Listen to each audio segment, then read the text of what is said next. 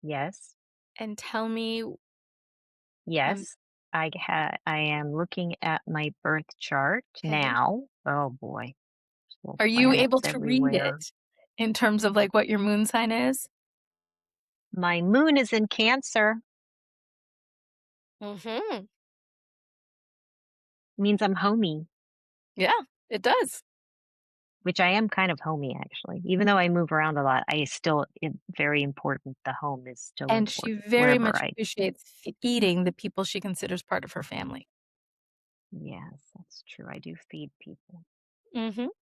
Yeah, so moon in Cancer, Moon in Cancer. Can you tell what your ascendant is, your first house? Sagittarius. Travel. Isn't that a scary sign? No. That's a travel person? Well, that Yeah, makes sense. so Sagittarius's keyword is travel because Sagittarius is meant to learn that the voyage itself is what we're here for. I It's not believe about the that. destination. I believe that. Oh my gosh. See, I find the Vedic makes more sense to me in the way I see myself, I guess, and less the tropical. I could see that. Mm. I think that Mm. I My sun is in Capricorn, Mhm. practical. And this is where I'm saying that, see, we already have relationships between the Western and the Vedic. They're not exactly the same, but you often Mm. come out with these connection points that make it so Mhm. that even though they're not in the same signs, you still have a lot of the elements that come up that can Mm. help. And I want to go back to something that my Jyotish professor used to talk about. And he was like, look, Jyotish, which is the science of light, it's the Vedic science of astrology.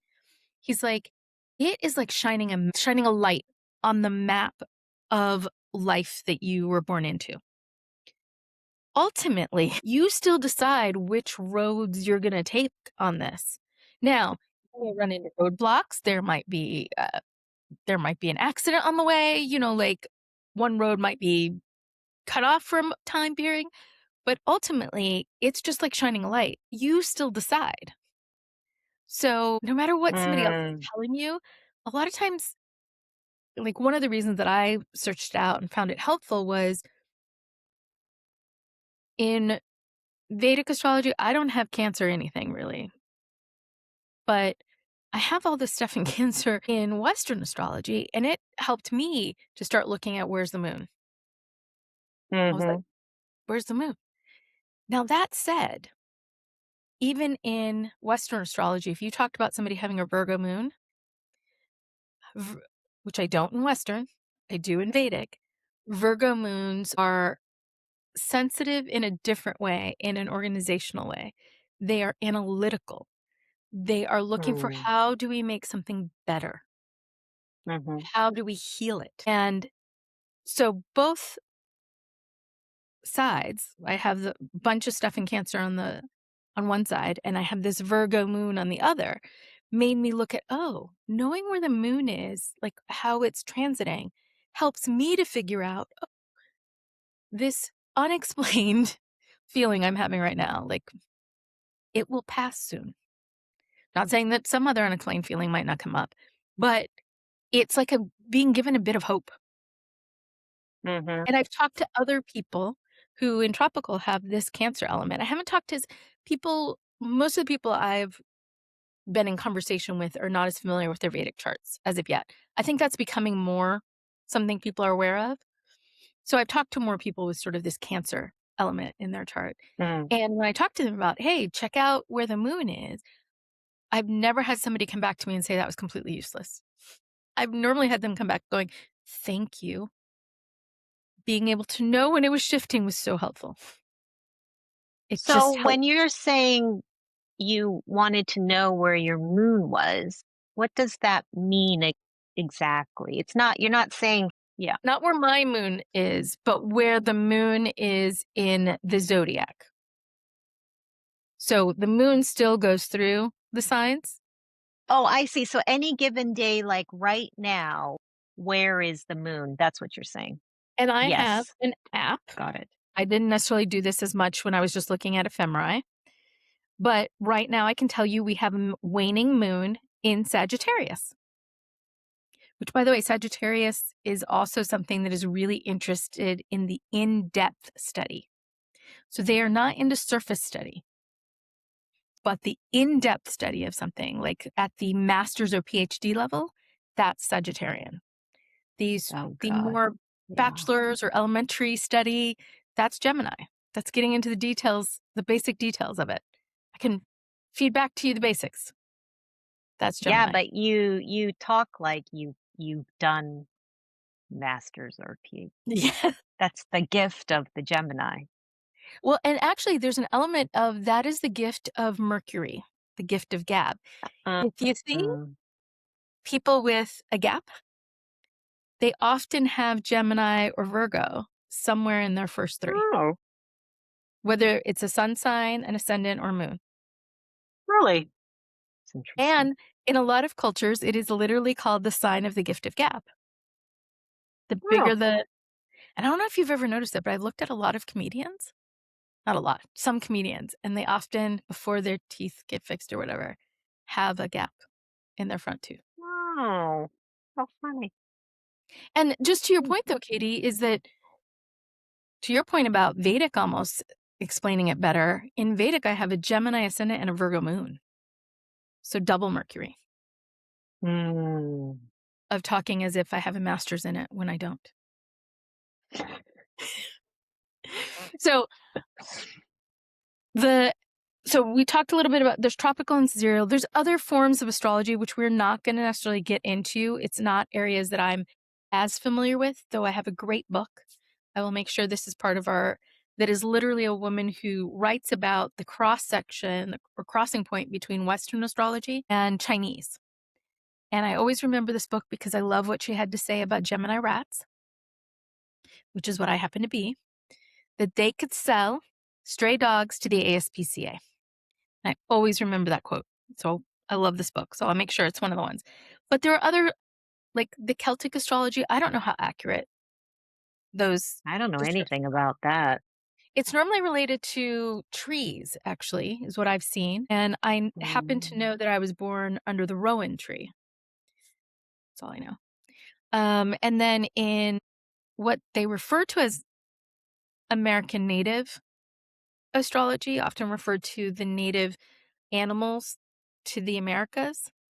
And I think here they were talking a little bit more North America as opposed to South. I was born under the sign of the deer, but I don't know much about it. These are ones that I've Mm. stumbled across because I have an interest in astrology. And so comes up on Instagram. Or I think the first time I saw it was on Facebook. You know, they come up, you read a little bit about it, you move on. I think like the Aztecs or the Maya have some kind of complicated 36 something. I don't really know, but looks crazy. Yeah. I Interesting believe though. the Mayan had it, but the Aztecs may have adopted a portion of it. I think with the Maya, Mm. what's difficult is that so much of their culture, like there isn't like this intermediary aspect. It's like before you find the Rosetta Stone, where people don't really Mm. know what their carved things mean. I think they've come a long way and there may be some general consensus on them, but I don't know that there's a strong, yes, we know this is what they meant by it. Oh yeah, that's like the Andes. Yeah. Because so No much of it, writing. I think so much of it was lost even before we had a significant number of Europeans come on the scene, and then more lost once they were here. Well, a So, lot of the cultures in the Andes, I mean, didn't have writing.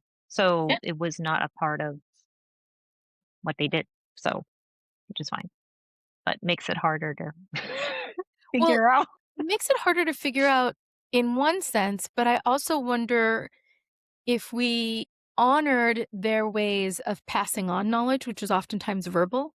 So you had a storyteller, you had, you know, your wise women and wise men who would have the stories and they would pass those down. If we as a culture honored that a bit more, I'm thinking we might know or have a better understanding. But so often in our, as you, what was it you called? The age of enlightenment, the age of reason, Age of reason. where the age of reason came up with this idea that if it wasn't written down, it wasn't knowledge.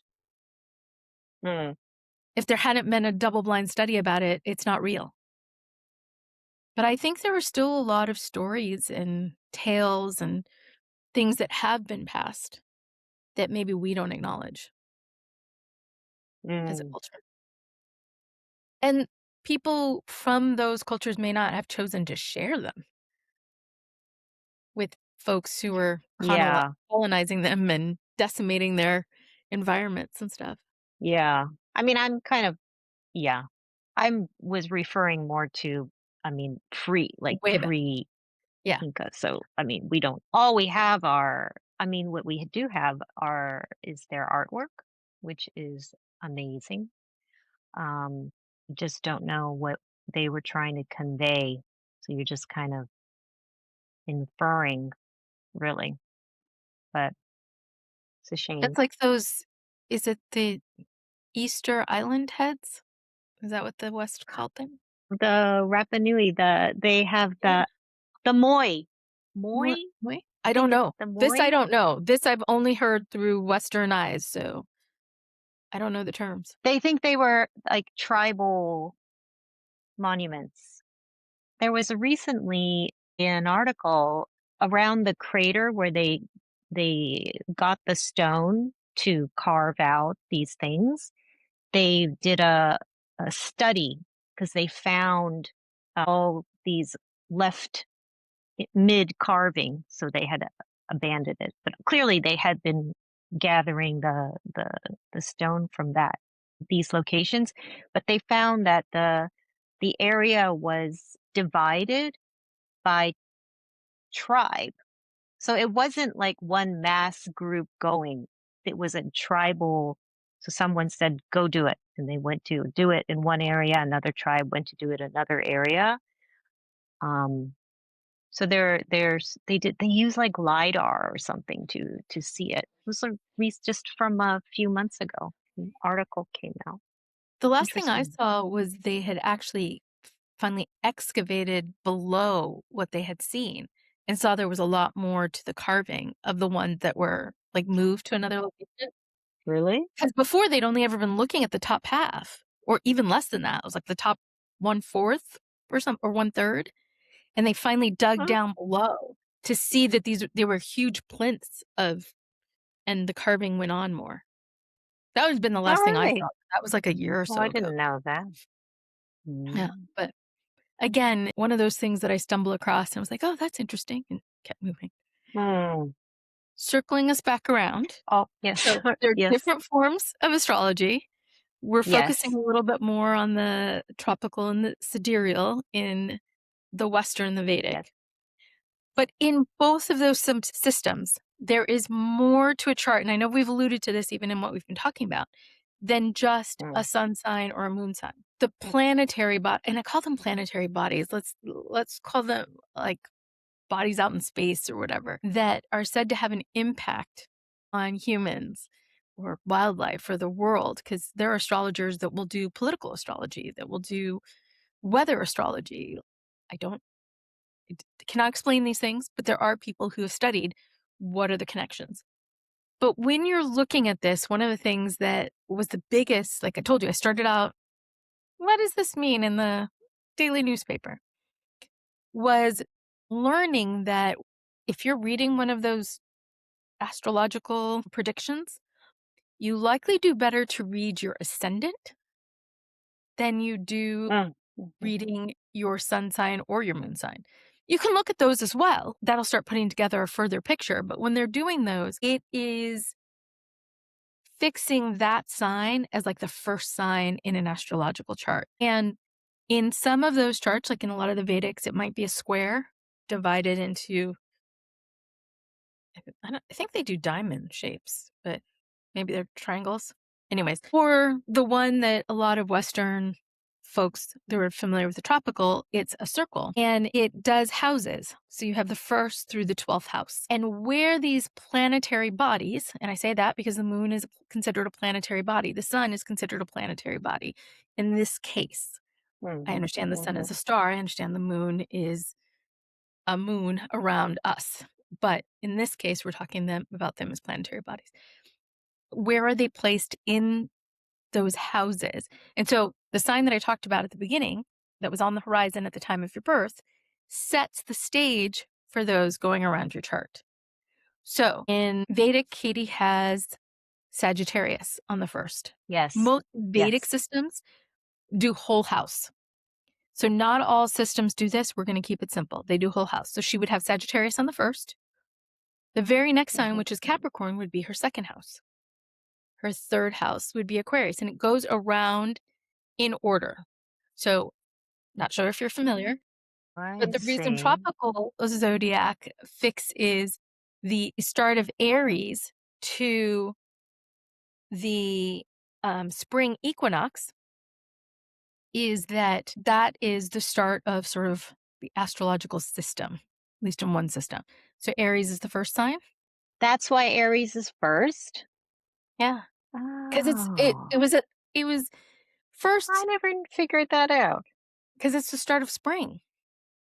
So spring starts as you go Oh, into Aries that makes season, all makes sense now. and that's why you have the ram as their symbol. Yeah. So Aries is 1, Taurus is 2, Gemini is 3, Cancer is 4, Leo is 5, Virgo is 6.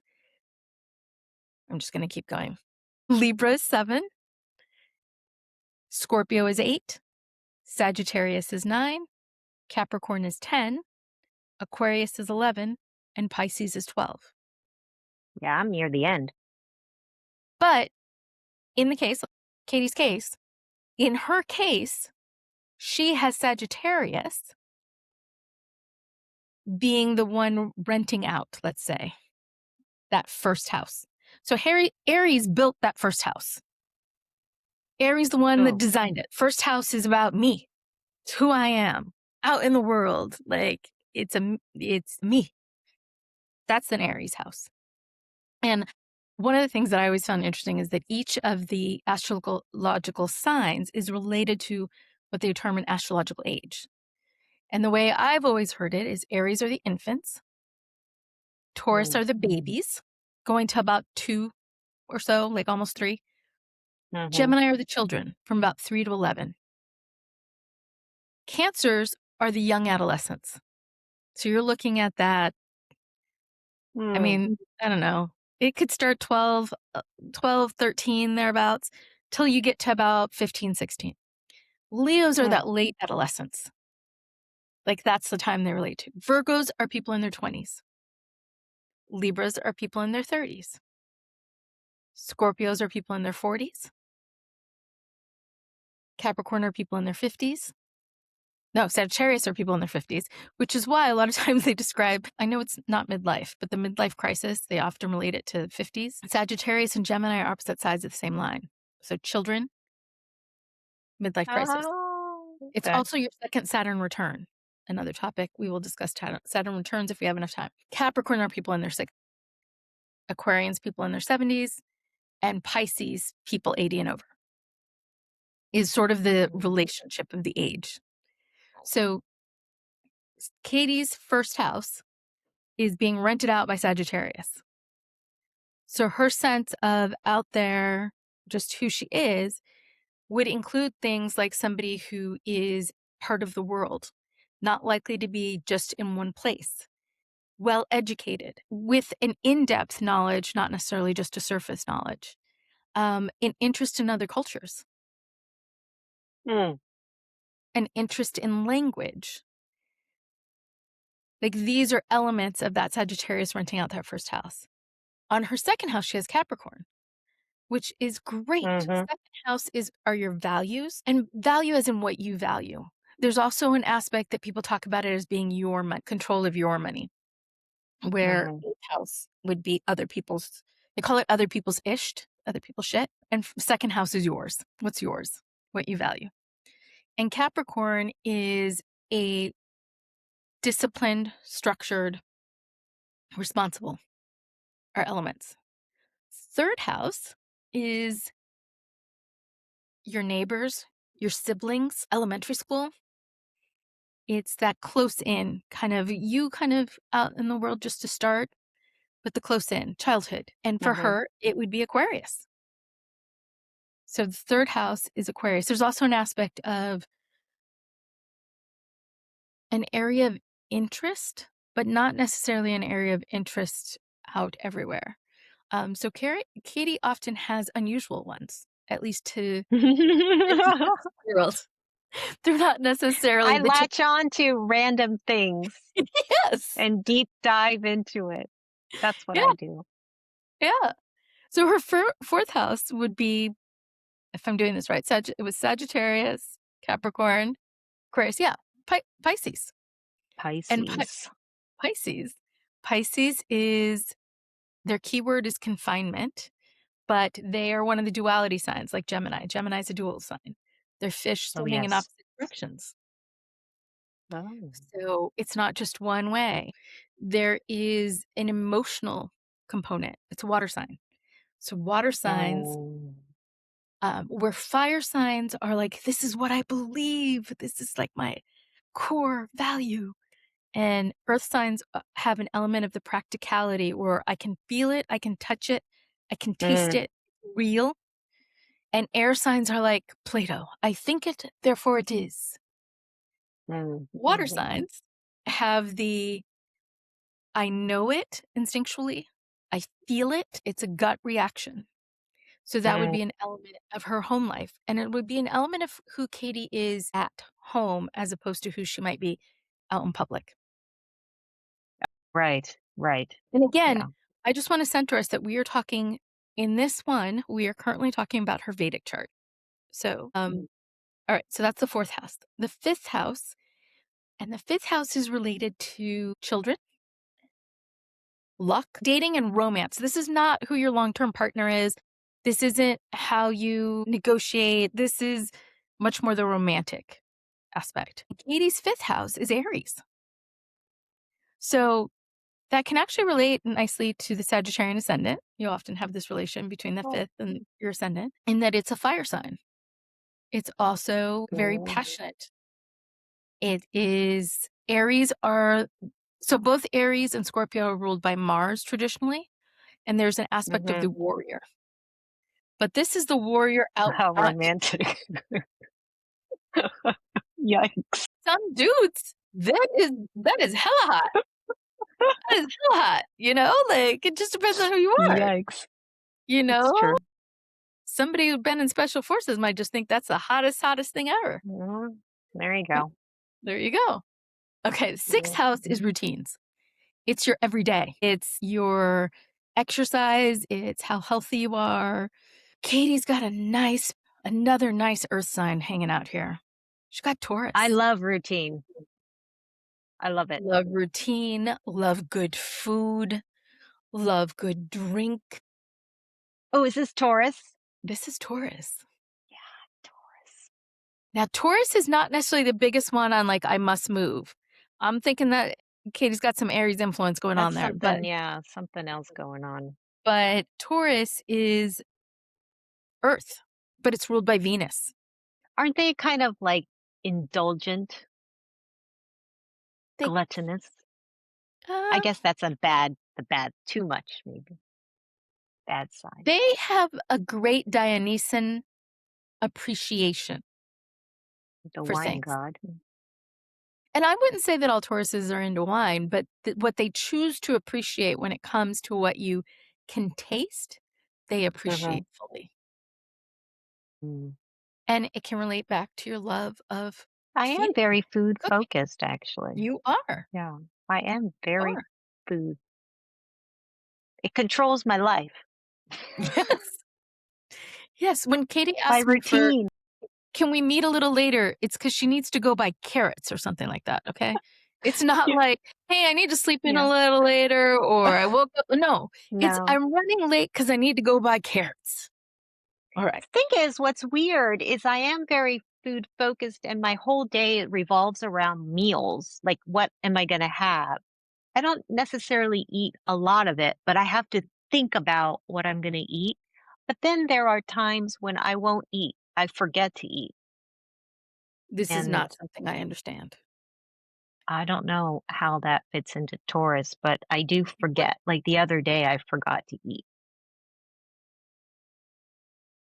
that is until not something dinner. that I have ever experienced. Like, people keep telling me it's something that you can experience, this forgetting of eating. Now, I've Yeah. made a lot choice of, like, I'm not hungry, I'm not going to eat, or, Yeah. like, just no.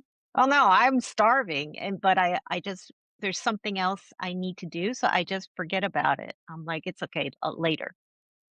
And then by then, it's dinner, and I'm dying. So we determined in Vedic astrology your sun sign is in Capricorn? Yes. You're I an thought it Aquarian. was Sagittarius. That's your ascendant. I know this because your Oh. sun sign in tropical is Aquarius, so it's Capricorn in Vedic. And what I would say here is any good Capricorn would put other things that need to get done over food. Oh, well, that explains it then. So this is where you start seeing the Oh, interplay yeah, between the Sun and houses Capricorn. and the Yeah. planets and so forth. And They even kind of inform each other, kind of even like if we took it into the it's a tropical system. realm, an Aquarian suns are not where Capricorn is deemed to be very earthy. Aquarian suns are deemed to be like pretty much aliens. So, and I'm not meaning that derogatorily. I'm meaning that as Oh, in, no, that we would never take that in a okay, bad way. okay, good. Just for anybody else out there, I want you to understand. I knew my Aquarians would understand that being aliens is not a bad thing. That's not a insult. Well, I can definitely see somebody who is not of this earth not necessarily considering the need for food in all moments. So, okay, so we got to Taurus on her 6th. Her 7th, she's got Gemini. So, Gemini is long term partnerships. It's normally referred to as marriage. It's the in depth, longer term, what's going on.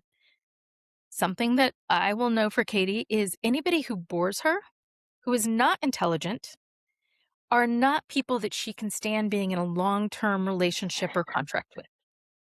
She would have to say a no, a definitive no.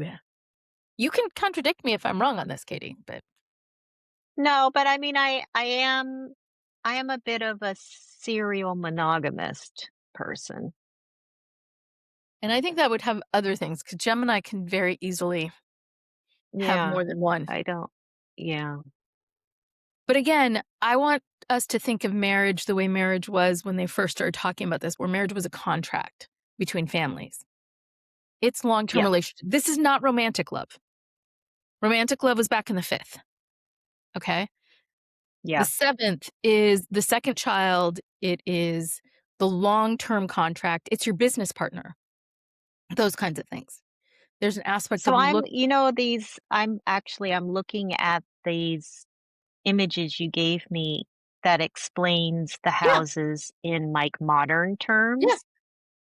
So it says the seventh house is your mirror, Oh, which I okay. don't really understand that, but partnerships, Yeah. the person you keep attracting, whether you want to or not. This house doesn't show you who you want. It shows you who you magnetize. I don't understand what that means. But There's an mine aspect is Gemini. Anyway. And and what I would say to that is I think of it when you put the signs into the houses that they built, Mm, the 7th house was built by Libra, whose keyword is marriage and partnership and diplomacy. But whenever um, you put the houses in, you know how I told you Aries made the 1st, Libra made the yeah. 7th? They're opposite sides of the same line. So when they're talking about this Mm, mirror aspect, they're talking about where Aries is the me and Libra is the we. where Oh, Sagittarius is the travel, the international, the in-depth knowledge, and Gemini is the local, the lots of little knowledge about a lot of things as opposed to in-depth. I think that's the way I look at the mirroring. And there's often an aspect of admiring that in the other person, because sometimes it's mm. not something that you yourself embody. So you oftentimes admire it. Yes, that's right. And you You almost wish you that you could, but because you don't necessarily do it naturally, it takes more effort, you almost seek it out in others, or they seek it out. yes, That's yes, the way I that see it. makes sense. Yeah, Yeah. a quality in somebody that I don't have, but I admire that they have that particular quality, which is makes them attractive, Yeah. right? And Katie and I have opposites. So where Mhm. her 7th is Gemini, mine is Sagittarius in Vedic, and where mine is Cancer in tropical, hers is Capricorn in tropical. So we have opposite ones from each other. So Mm. there's a natural aspect of us of admiring these things that I'll give you an example. Katie and I are doing these. We each have kind of landed in places that we like without necessarily like she's actually offering me, she's like, I really like editing, but if you wanted to get in there. And my reaction to that was like, oh, God, I love That was her editing. reaction, I 100%. was like, oh my God, I'm so thankful that you love editing. She, like, backed away from the camera and was like, "No, no, God, no." Yeah. Yeah, Because I am so thankful that she likes editing. Like, I so do. thankful. Because could It's I do fun. it? Yes. But Yes, you having could the do it. ability to do something and having the desire to do it are not always one and the Yes, same. Now, so Katie's true. aspect to us posting these things on social media, she's like, yeah, I'm happy to edit it out, pick up, whatever. But do I want to figure out or post or do it at this time or respond to? No. She did not I do mean, it. I can, but, you know, come on. See the I facial don't think expression? I would put as much fun in like, thought into posting as I do in the editing aspect of it. So I'll we, just post it. I'll be like, "Whatever, it's done." yeah. So we kind of balance each other out naturally. Okay. Compliment. So we got to the 7th house. The 8th house, I mentioned earlier, is other people's isht. And for you in the Vedic system, so we were at Gemini, so we're at Cancer.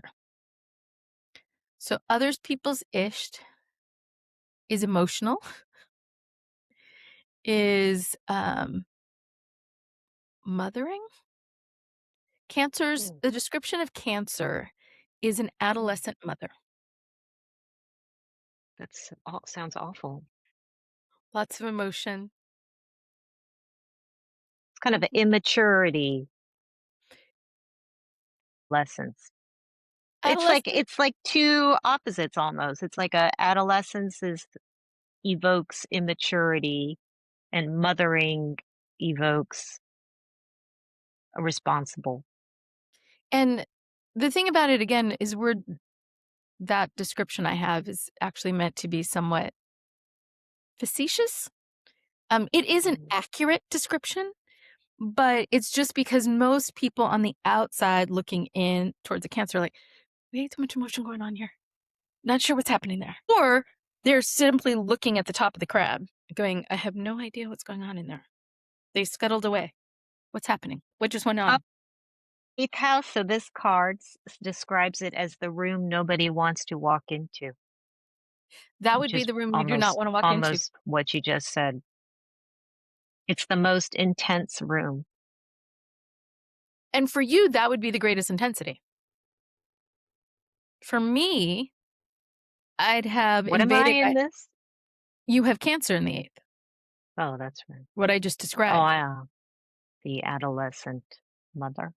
Yeah. And for me, I have Capricorn, which is often described as the very distant, not present father.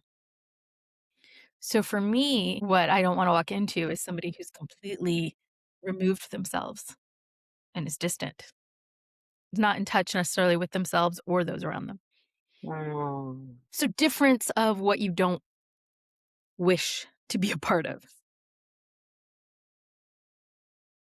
Mm. Again, we're opposites.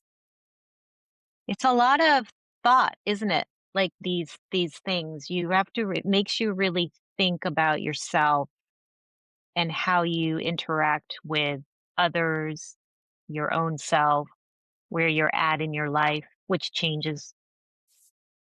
Mhm. It's like a psychology therapist or And something. well, that's the way that I used to describe astrology to people before I went and got my degree in social work, which has a great emphasis on the therapeutic process and psychology, essentially. I talked about astrology in a lot of ways being the psychology of the ancient world.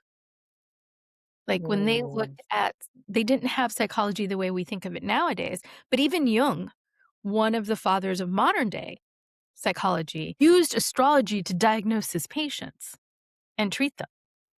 Oh, really? So there's a whole Jungian practice that includes some of this stuff. Mm. So the room that you don't want to go into, eighth house, other people's money, other people's isht. The ninth house is belief systems, and it's the house that was created by Sagittarius.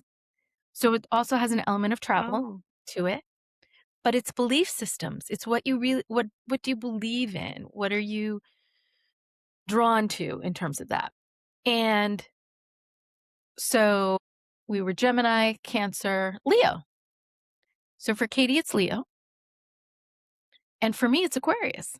So Leo is, Oh. I, they talk about Leo being the king or the queen.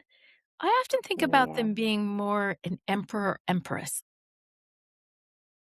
Yeah, the that ruler of the works. court. And Katie has her moon sign Yes. Yes. in Western astrology Yeah. hanging out Leo. in Leo. But I think it's Mhm. actually in Cancer. So either way, I think it's actually in her eighth house. So I should have mentioned it before. But for me, it's Aquarius. So I have this Aquarian is known for where, again, Leo and Aquarian are opposite sides of the same half. So both Leo and Aquarius have an aspect of maybe people's perception of them as Katie mentioned the Aquarians would not be upset about being referred to as aliens, Mhm. about being above the hoi polloi, being different from being okay. Mm. Mhm. My belief systems and the things that I am involved in are very oftentimes not of the mainstream. Mm. And there's Mhm. a whole aspect of power to the people, even if I don't necessarily always want to be amongst the people. That would be Aquarian. Yeah. Yeah. Yep. So this card thing that you sent me, Uh-huh. this picture, it says what you're saying. It says the room, this is the room with the suitcase by the door. Travel, higher education, philosophy, religion, and the beliefs you've built your life around. Now, this one says if your ninth house is active, and I don't know how you know if your ninth house is active, you're either always on a plane, you're always in a course, or you're always in an existential crisis. So So this is 100% me, there are ways. by the way. One of the ways it would be active is to have a planet that's in your natal chart that's Oh, there. okay. Another way would be for a planet to be transiting. Another thing is for you to have, so that's the ninth house. It would be, let's say you had a lot of planets in the third house, so directly across from it. That's another way because it would get the eye line from those planets, depending on which ones they are. Because there's some planets that look to the side and square. There's some that look trine. So it depends on which planets and stuff. But these are the ways that you can look at activity. But one of the easiest ones is each house gets activated at least one time in a month when the moon hangs out there for a bit. Oh, So that might be when you were right. dreaming of your travel and where you want to go. When you pull the trigger might be when you end up with Mars there or the sun. Mm. So some It's people true might. though. Like this last sentence is Uh-huh. basically encapsulates my entire life. You're either on a plane or a course or an existential crisis, or all three at once, which has happened as well. But it's true. Yeah. It's very accurate. So that's the ninth house.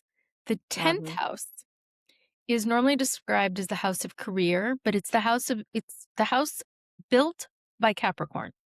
It is the house of who you are out in the world, not just a me aspect, but who you are, not always to make money, but who you are perceived to be. And normally you have your MC, which media coli, which is the top of your chart, the top part of your chart. It oftentimes starts, not always, starts that 10th house. And this is where Vedic's whole signs are helpful because in Oh, Western, I happen to know that I have a very odd mix. oh. The what your profession should be or what you will be recognized for is often associated with your MC. And mine in the tropical system is Pisces. But Oh, most of my 10th house is Aries. oh. So I oftentimes get recognition for Piscean aspects of listening, of giving advice, Mm, of being there when people, like being able to be with people who are in existential crisis without necessarily joining them. And these are Piscean elements. And I'm often recognized for that. But I was always confused because most of my 10th house in the tropical is Aries. mhm. So, but in the Vedic, it's Pisces. Oh, that So it's makes another sense. way that you have the two things kind of coming together. So my entire house is Pisces in the Vedic because they normally don't break it up by degrees. I see. They Yeah. don't do all those extra calculations. They're just like, here's what's on the horizon. That starts your first house. All the rest of the houses come from that. So I have Pisces on the 10th, which is a dissemination. It could be a dissemination of information, emotion, of Mm, understanding. And Katie has Virgo. So one of the things, even of her and I doing this stuff, is Virgo likes the receipts. Virgo likes, and I don't remember in the Vedic, I have a Virgo moon. So I'm not arguing with her on this, where I will talk about, oh, I saw this here. Katie will often stick to these are the studies that I looked up and I read and I'm covering because she's got Virgo while I have Pisces in that location on the 10th house of mm. the word facing of what we are kind of putting out to the world. Again, this isn't me, this is how the world Yeah. takes us in. So this card says this is the room everyone can see from the street. Yes. It's your linked in presence. Mhm. Mm. Like your LinkedIn profile, how Mhm. people will see you in that way. Mm. So that's the 10th house. Mm. The 11th house is oftentimes called the house of friends. It was built by Aquarius, so there Oh. is an aspect of connectivity of it's like the place where you come in and you connect with others. It's Mhm. networking. It's networking. It's sharing. That's the 11th house. And we just had Pisces, so I just had Pisces, so I have Aries. Well, Katie has Libra, Oh. which I find really interesting.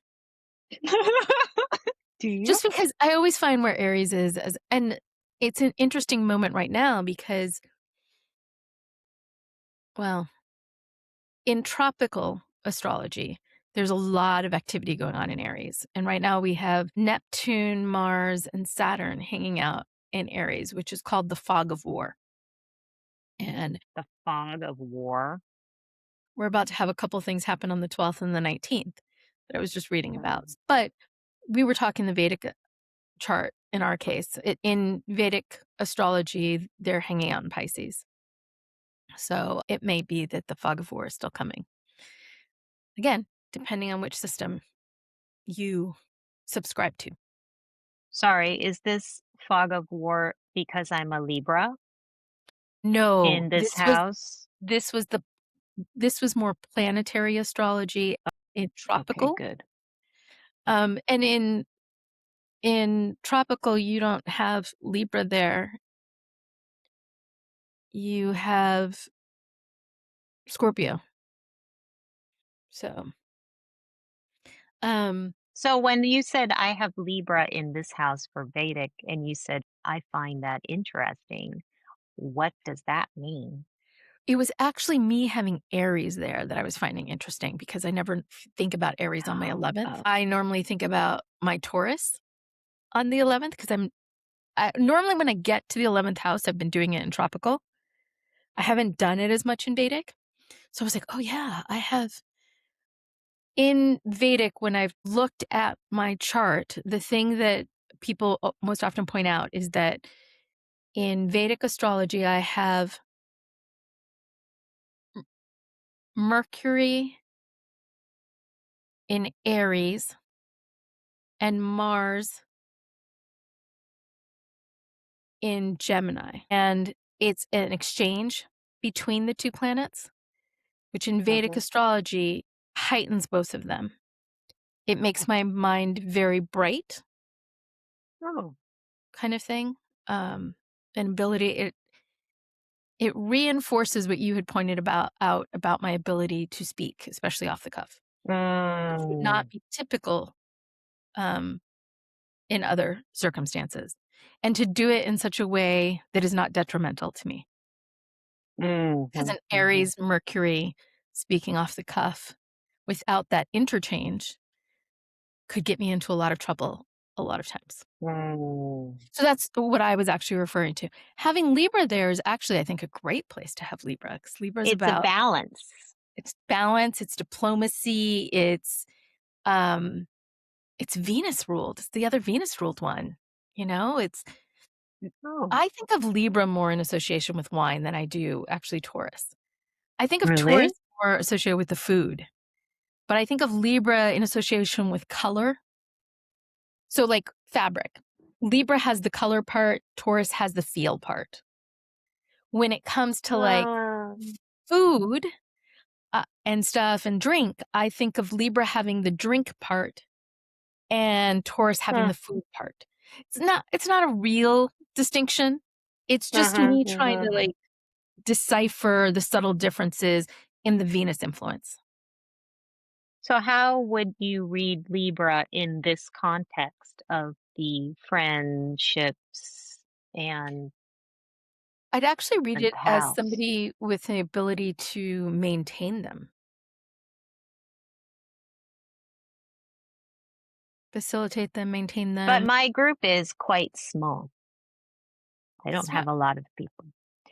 You have a lot of people, but I keep mine small because I regularly purge. I I don't ever purge. I just have people that I tend to be in regular contact with at different times. So Mhm, mhm, there could be people that I might run into that I knew from elementary school that I haven't seen in forever, that I could still run into them and pull them back in mhm, because it just mhm, feels right in the moment. And there are people I've worked with at different places at different times that there was a time when we were regularly in contact and we're really close. And just because we're not now, I don't doesn't necessarily mean I don't think of them as friends. It just means that I'm not in current regular contact, which is a very Aryan way of looking at it. mhm, Because for other mhm, people, like a Libra way, you're almost a little bit better in terms of thinking about how does the other person see it. Libra has this aspect of, well, how do they see it? Do they see it as us being mhm. friends? Because that takes effort and energy and like interaction. An Aryan way is like, well, if we're in contact, then great. And if we're not, then also great. Yeah, yeah. Yeah. And so I Makes think sense. I right now, I think the number of people I'm in contact with is even smaller than your group Mm, at the current moment. yes, current moment. Just because You I'm have not waves though, really. yes. Just because right now I'm not in an active, interactive Yeah, way. yeah. So I'm not in regular contact with I'm in regular contact with a very small group. Mm, Yeah. So again, that opposite sides of the same line. mhm. And then, okay, the 12th house was constructed by Pisces and Oh, is in Katie's case occupied by Scorpio, ooh. and in my case, in Vedic astrology, occupied by Taurus. And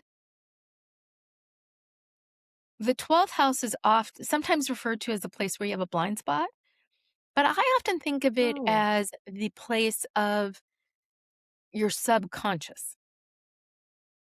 Yeah, that's what this card says. It's your Yeah. subconscious, the attic you didn't know you could go into. And some people have, I think of this as sort of like the psychic element or the healing element, where I used to describe them based on like connections, like internet connections, where some people don't even know they can connect. Other people have a dial up. Some people have a T1 line and some people have direct access.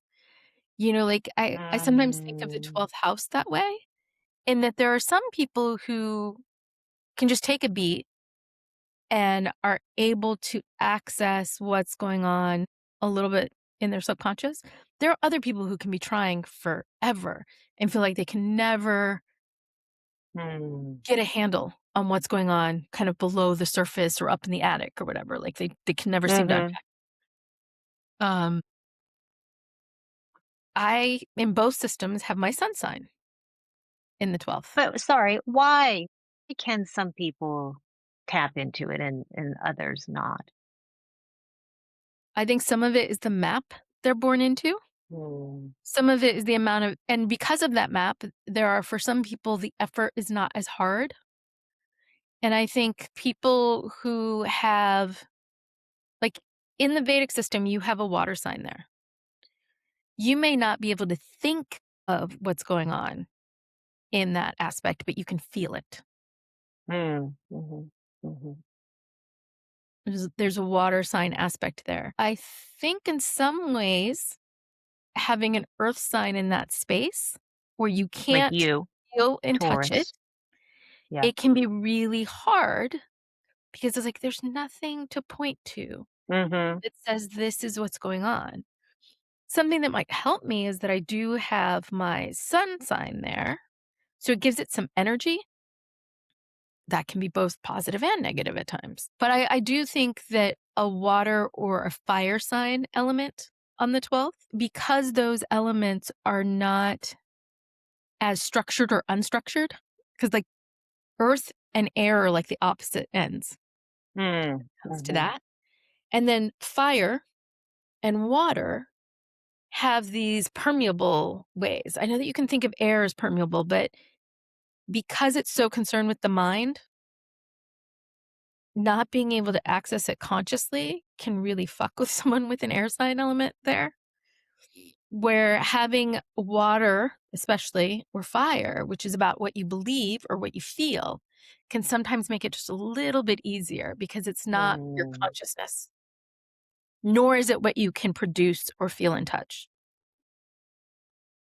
Yeah. But everybody has different relationships with their 12th. It's also your connection to previous lives and your ancestors. Mm, mhm. And those can give you different aspects as well. Interesting.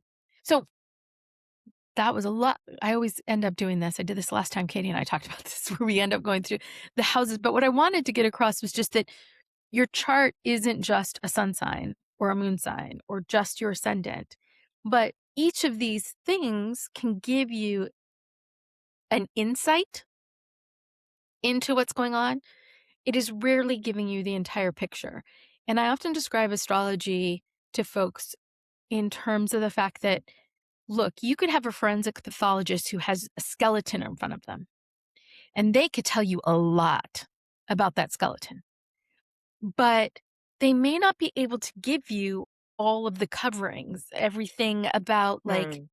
the skin and the hair or the musculature or the fat content based on looking at the skeleton. Maybe it'll give you some of that. And, you give them some DNA from part of the skeleton, maybe they can give you even more. But it's not necessarily going to give you the choices that this person made in their life. And I feel like astrology is like that in that it can give you a lot of insight about yourself or about others, but I don't know that it is ever the entire picture.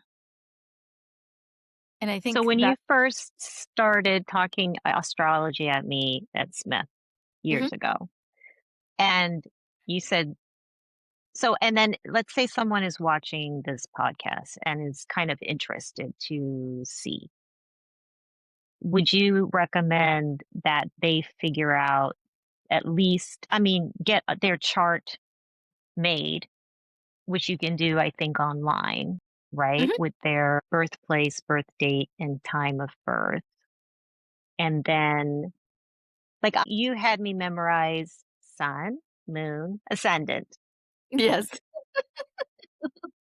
I did.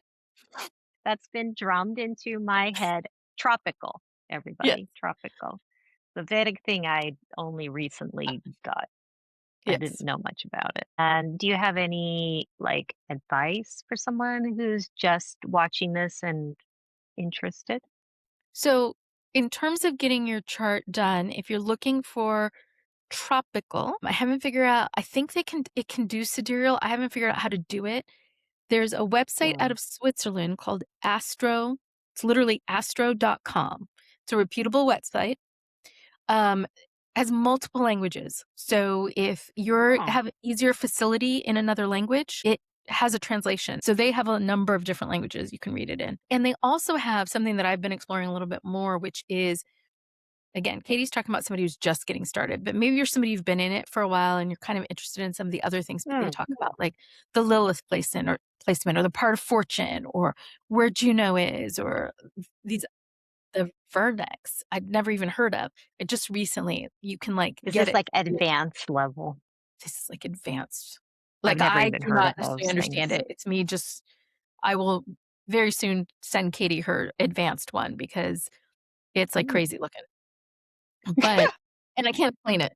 Like, this is literally just me, um, following the folks on TikTok who are talking about Uh, astrology, and there's a number of people who I think they would describe themselves as either on the spectrum or folks who, notice patterns, and they've been talking about the patterns that they've seen when they've oh. looked at thousands of different astrological charts, and that got me Mm. interested in some of this stuff that I've never looked at. So astro.com is a site that I would recommend.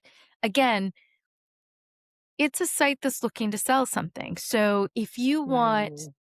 a chart done, it is a place that you can get a chart done. But you can, Mhm. for free, under the free horoscope section, get your chart drawing done and start doing some of your own study while having Mm. reliable information. Actually, the place that I used to do Vedic charts, I would actually Mhm. get like pay for a system, Parashra's Light. I have not gotten one in the last at least 8 years, maybe longer. So, I don't have a current one, but Parash was light, and it was out of, like, Indiana or something like that, but it was good. It was what my Vedic astrology professor had recommended in, like, the late '90s when it was all, like, you had the discs, now you can download it. But the app that Katie had mentioned, I actually think does a decent job, especially for somebody who's brand new to all this. For Vedic astrology, Mhm. put your information into the Moonly app, and you can get your basic chart. It does some daily updates. You can start learning that way as well. I would be careful with using the various other AIs that are not trained for astrology. And the reason is I've Mm. done this, but I've noticed when it spit something back out to me that was incorrect because I know enough to notice it's not being Yeah. accurate. I would be Yeah. really careful about taking this and dumping it into Chat GPT or Perplexity or even Claude, Mm. with like That's a on its good own. advice, actually. Yeah. Because look, some of them you can teach them, they can learn Mhm. the astrological aspects, which is why Moonly does have an AI attached to it. Yeah. Um, and I haven't played with that AI that much, but I would trust an AI within an astrological system a little Mm. bit than I would trust an AI that is trying to do everything for everyone, unless Yeah. you've learned enough to be able to notice Yeah. where it's not being accurate. I mean, it's good advice for AI in general, isn't it? I mean, when I do my get some research started, I have to correct this stupid thing. So, Yeah. sometimes it's more work than you should be expending. Yeah, so just be careful. I would just I mean, it's great for asking it to pull, "Hey, can you pull what it says in various locations about this?" kind of Hmm. thing. But when you're asking it to do your chart analysis, I'd be a little leery Yeah, because it doesn't always makes read sense. a picture of a chart accurately either. I mean, I've loaded my chart out of astro.com up and it'll spit back something. I'm like, "My chart doesn't say that." Like, I don't have Neptune in that sign, like, this makes no sense. Yeah, That's and what I'm then talking if you tell it you're wrong, it'll say, "Good catch, Fiji. Yeah, Yes, that's totally correct. I'm so sorry." And you're just like, "Come on." yes. It's very apologetic system. It's It is nice, but you have very, to yeah. know enough to catch that it was wrong. So, I think the only other thing with all of this that we didn't really get into, we were sort of talking a little bit more about where were all of these things at the time that you were born. We touched on a little bit talking about the moon, but there's also an Mhm. aspect of when a planetary body, so it could be the moon, it could be the sun, comes and sits in that house or aspects. An aspect is what I was talking about, where like for certain of them, it's directly across. For others, it's like at a right angle. But it comes like right now, the sun is in Aries in Western. I believe it's still in Pisces in Vedic. But that's going to be aspecting wherever that or sitting and activating whatever house that is for you. So one of the things that's boggling my mind right now is for me, that's sitting in my 10th house of like career and activity and being out there. And so Mm. far, I'm still not feeling it. And I'm like, what else is going on? I probably need to explore. But you can look for like those kinds of things, like what else is being activated? What else is going on? And knowing where the moon is, like again, I use this a little bit more I don't know that this happens as much to other people, but I'm like, why am I suddenly just really annoyed by everything? Oh, Mm. the moon is currently in Aries. Everybody's fucking annoying. Or the moon is in Mhm. Virgo. Nobody can do anything right. You know, like and I notice it and I'm like, Yeah, that's a when is it look? good actually, until today, I didn't realize that was, like, an aspect of astrology. Like, I hear it because you say Mhm. it sometimes. You're like, "Moon is in Aries," and, you know, I don't know what that means, so I'm like, "Oh, yeah." But if I can actually look into it and see because so, would you say, not to prolong this, but would you say if the moon is in Aries today, does that affect you differently from me? Yeah, and it Yes, does. because of our chart So situation. there are some commonalities. It tends to be an activating moon. There tends to be, I don't know if impulsiveness is exactly the right word, but a quick to action element to it. Mm. But I'm going to take us back into tropical. So I have, Okay, yes. all right, for me, that's sitting in 10th house, which is career, who I am out in the world. For you, that would be sitting on the fourth, who you are at home. Mm, There's also right. the difference between in tropical, I have a Libra moon and you have a Leo moon. So for you, it's trine because it's fire sign. So it kind of feeds you. in one way, in the sense that it's Mm. a similar type of energy to what you were born into. Mhm, So there's a mhm, comfort level with it, even though it can be activating at home. For me, I happen to love an Aries moon. And part of that is mm, Libra moons are so often concerned with what's going on with other people. And it's an air sign, which can come across. Air is often perceived as cold. uh-huh. Aries is a fire sign, it warms things up. When it's sitting across from my natal moon sign, for me, it feels like a teeter totter. It sits, it raises me up. It warms me up, Hot it raises air. hot air. Yeah, yeah. And for you, you might feel something similar to that in terms of like maybe an Aquarius moon cooling you off, Oh, raising up your Leo moon because it's the opposite yeah, energy. It's sitting in the yeah. opposite energy, I see, seesaw, like you cools you said. off, it seesaws a little bit whenever it's across from you. Well, when the moon is in the same sign as your natal moon, it's like the energy is very much what you were born into, and Amplified. it can feel amplified and it can feel heavy. Oh. Gosh, So, it's like, so complex, isn't it? we Really? just had the full moon in Libra, and I can tell you, I noticed this trend when we were at Smith, that I have a lower and like, I've had a lower energy year. Menopause, perimenopause, like, so take this when I was younger, I noticed this. Things may be shifting. I'm coming up on my second Saturn return. We'll see what's going on.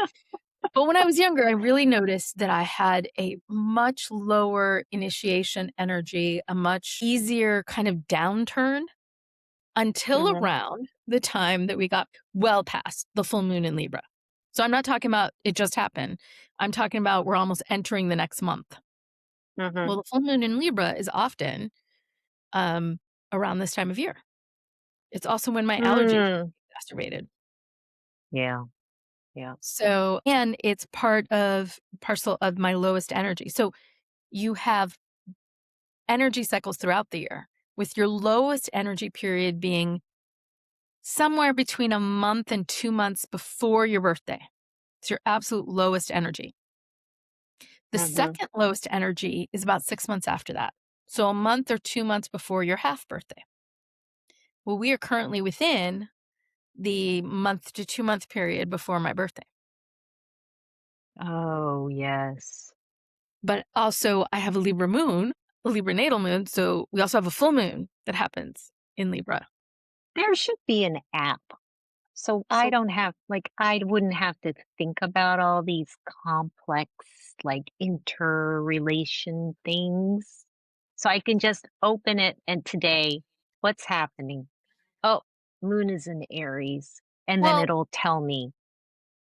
There must be an app for that. the Moonly app tries to do something like that, but it doesn't Yeah, get but into why it's telling you this thing. no, it never Tells says you something. anything moon is in Aries. No, it never does, but No. it is feeding off of that stuff. So, like my Moonly app today, it's taking a moment to open up here, says the person who's meant for you won't make you question your worth. All right, Like, that's what? lovely. That's I don't well, see, I would read that and be like, "Whatever, who cares? Stupid." But some of that is coming from the fact that, let's see, the moon is in Capricorn. Is that right? No, in Scorpio, Oh, in my yes, fifth there is. house. It does say that. It does say Scorpio here. Yeah. Zodiac sign. Yeah, moon, Mars. So it tells you some of this stuff, but you also, Expect heightened intensity and determination. This is a yeah. powerful time, blah, blah, blah. And then how does it affect me button Where's the how does it affect me button? Is that under the moon? under the moon thing. When it's describing the Oh, yes, I moon, see it. Yeah. Yeah. but I think you may have to pay for it. I don't know. Yeah. I think they do make you pay for it. Yeah, that's Which a is why pay for it sometimes learning situation. more about astrology means you have to pay for less of these things. Because Everybody, as you learn more, educate yourself. you don't have to pay other people to tell you as much. And the more you learn about yourself, the more that you know how the moon in a particular place is likely to Mhm. impact you, kind of Yeah. thing. Like, I'm trying to, I'm like, I have Sagittarius 6. Anyways, I'm totally doing one of these where my head is spinning between Vedic and tropical right now. I'd have Yeah. to pull up I've my 2 been charts. spinning since, like, a minute into this. So Sorry, I do know that talking about the 2 systems, you do not have to go back and forth between the systems. You can pick one of the 2, whichever one you find works for you or that you have access to credible information on, and just stick to that system, especially while you're learning. When I started, like Mm. when Katie met me, I had just been learning the tropical system. So for from 17 to 2, so for 5 years, I only read about the tropical system. Actually, I think I was Okay. 23. I think it was 6 years. I think it was 23 or 4 before I ever learned anything about the Vedic system. So I had a grounding, a foundation in the tropical system, which is, and Yeah. again, I live in the West, I live in the US. We most often talk about the tropical system. It still ends up being the system I come back to. But as Katie mentioned, she's finding the Vedic system to be easier for her to process and understand. Mhm. And some of Mhm. that could be that she has an app that actually, when she takes a Yes. minute to look at it, it explains it a little bit more, S you know? Yes.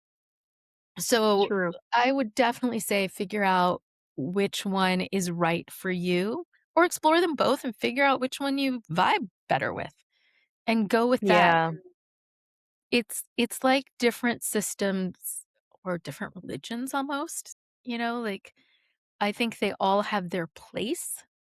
It's about Mhm. finding the one that works for you. That's good advice. I was actually gonna ask you, what would you recommend to somebody? Because it is a little bit mind-boggling to try to think of them both at Yeah. the same time. Again, trying to think about both of them at the same time, I would not recommend. I realize that I likely confused the pot here profusely. We did cover, when we were discussing our charts, for the most part, we were discussing them in the Vedic system, but we Mm. were using Western astrological terms. Like in the Vedic system, they Mhm. have another word that means Gemini, another word that means Sagittarius. But we've I done the see. translation into English. Yeah. I Yeah. never really learned. I mean, there's certain ones like the North Node is Rahu. I, to this day, because I learned about the North Mm. Node in Vedic, I still refer to as Rahu. The South Node is Ketu. I still refer to K2 because that was the system I learned it in. But I Mhm. learned the planetary bodies in English. I learned the astrological signs in English, and I never really Mm. learned them in Sanskrit in the Vedic system. Could I go look them up? Sure, but I don't know them. I think it's good we didn't use those terms Yeah, I think it would be, today. again, we're doing this in English.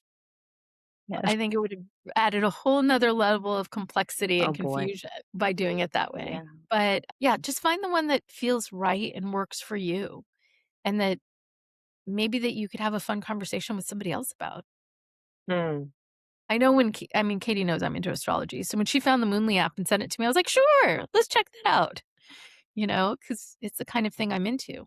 But in the Western system, this last time we talked about this, I mentioned around the time of the, like, late '60s when they started, I don't know, they had, like, "Hey, baby, what's your sign?" There Mhm. was, Mhm. um Linda Goodman had 2 books that came out around that time. One is Linda Goodman's Sun Signs, and actually some of the libraries have this book where you can check it out. Like, if Mhm. you don't wanna commit to spending money, check your libraries. Libraries oftentimes have books on astrology. And then the other one was Linda Goodman's Love Signs. And Mhm. it Yeah. was Linda Goodman's Love Signs that was my intro because Libra moon in the tropical system, I wanted to know how it related to other people.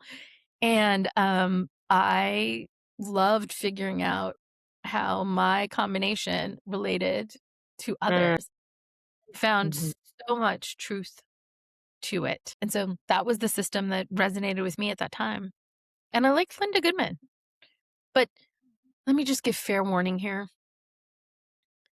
This was written in the mid to late 20th century. This Mhm. does not take into account, I would love for them, whoever has the publishing rights, to do a rewrite or an updated write on this. It is very heterosexually focused. I wasn't Uh, always reading it yeah. for a romantic relationship. Half the time I was reading it for my girlfriends, and I'm just talking friends, Yeah. but I think there's something to be said for acknowledging folks of all stripes, people who don't even subscribe to a particular gender, Mhm. people who feel between or feel more one than the other. I would love to see an update of it. So I Mm. don't know who has the publishings of it. Maybe we should find out, but I would love to see a 21st century update that acknowledged this. You don't have to take anything away from her analysis. She was doing the analysis of her time. That's great. Mhm. But I think it'd be lovely to see something that acknowledges other ways of being in a Mm. respectful and loving way. Because that is the one thing I will warn you about. I was Mm. reading it in the late '80s, early Yeah. '90s, Yeah. and there Yeah. was things were just beginning to, I feel like just barely beginning to open up. Mm. So even when I was reading it with my gay friends, I would be like consciously having to go in and substitute, for their boyfriend or their girlfriend, kind of thing. And we Yeah. were just barely beginning that part. I Yeah. think there's so much more complexity, which I'm actually happy about, that we honor people for who, Think it's yeah, I agree. you know, honor, Yep. respect. Yeah. So that's the one caveat I will give about Linda Goodman's books. And hey, I will ask somebody if anybody else has a modern astrologer who's done something like that. I would very much welcome the Mm. recommendation. Very much welcome the recommendation to be able to read that, be able to have that available. Mm. And the other thing I will promise to send to Katie, so when we publish this, is the Western and Chinese astrology book. And I will also note the nakshatra book, just because I think it's interesting. Last time we did this, Mm. we talked about our nakshatras a little bit more. Thank you so much. Thank you all so much for joining us. We really do appreciate it.